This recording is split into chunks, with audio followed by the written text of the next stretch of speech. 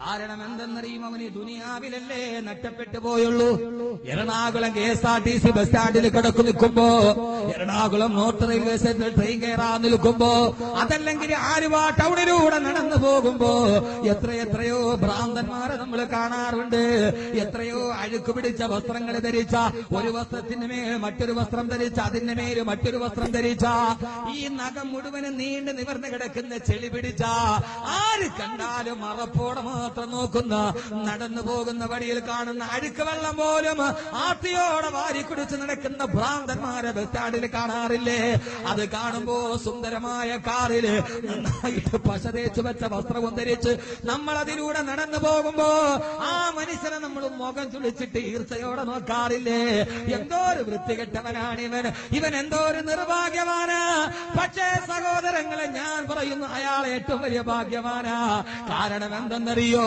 നാളെ ഒരു ചാൺമുകളിൽ സൂര്യൻ ഉദിച്ചു നിൽക്കുമ്പോ ചെമ്പിന്റെ തറയിൽ നിന്നിട്ട് പടച്ചറപ്പിന്റെ മുമ്പില് വയർപ്പിന് മുങ്ങി കുളിച്ചിട്ട് നമ്മൾ നിൽക്കുമ്പോ, അള്ളാന്റെ മുമ്പിൽ ഹിസാബിന് നിൽക്കുമ്പോ, അള്ളാന്റെ മുമ്പിൽ ഹിസാബിന് നിൽക്കുമ്പോ, ഫസൗഫ യുഹാസബു ഹിസാബൻ യസീറാ,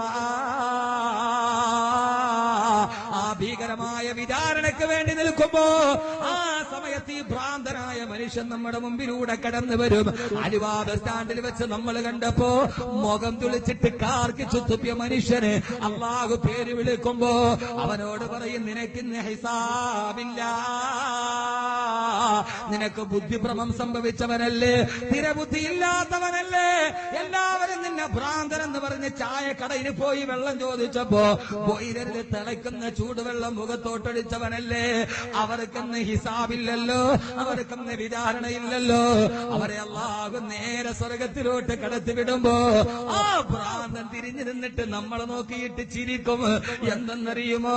ദുനിയാവിന് നീ എന്നെ നോക്കി ഊറിച്ചിരിച്ചവനല്ലേ. സഹോദരങ്ങളെ, അന്ന് അഹമ്മദ് കബീർ നിൽക്കേണ്ടി വരും, അന്ന് നിങ്ങൾ നിൽക്കേണ്ടി വരും, നമ്മൾ നിൽക്കേണ്ടി വരും. അതുകൊണ്ട് ഞാൻ പറയുന്നു, ദുനിയാവിൽ ഒന്നുമില്ലാത്തവന്, എല്ലാം നഷ്ടപ്പെട്ടവൻ ആഖിറത്തിലെ ഏറ്റവും വലിയ വിജയാണ്. അവൻ ഏറ്റവും വലിയ വിജയാണ്. നമ്മുടെ വീടിന്റെ മുമ്പിൽ ഒരു നായ വരുമ്പോ ആ നായ നമ്മൾ കല്ലെടുത്തിട്ട് ആട്ടി ഓടിക്കാറില്ലേ? പക്ഷേ ആ നായ നാളെ സ്വർഗത്തിലെ ഭാഗ്യവാനാണ്. അള്ളാഹു അവർക്ക് ഹിസാബ് കൊടുത്തിട്ടില്ലല്ലോ, അവർക്ക് വിചാരണയില്ലല്ലോ, അവർക്ക് നരകമില്ലല്ലോ, എല്ലാം ഉള്ളത് ഈ മനുഷ്യനാണല്ലോ.